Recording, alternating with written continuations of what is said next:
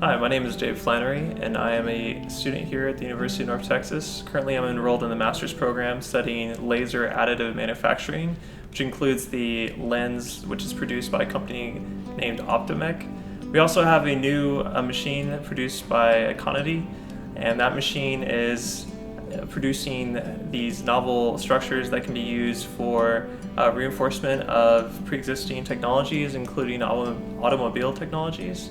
The work that I do, however, explores a different compositional space, which means combining different elements to produce different alloys, which have new and interesting properties.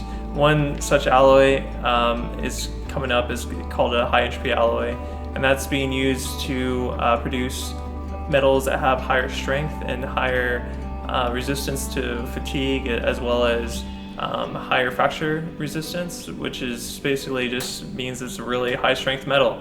And that's going to be used potentially and maybe even armor components by the Army. So in addition to defense contracts, I also work on biomedical projects, which include a new composition called TNZT, which is a biomedical grade metal that hopefully will replace the Ti-64 that's currently used for implants. As far as personally, I actually come from a Navy background. So the first college I went to was the Naval Academy in Annapolis, Maryland, and so I graduated from there and served overseas on a destroyer in Yokosuka. And so even with my past experience working as an officer in the Navy, I decided to go back to school in order to become a scientist that I always wanted to be.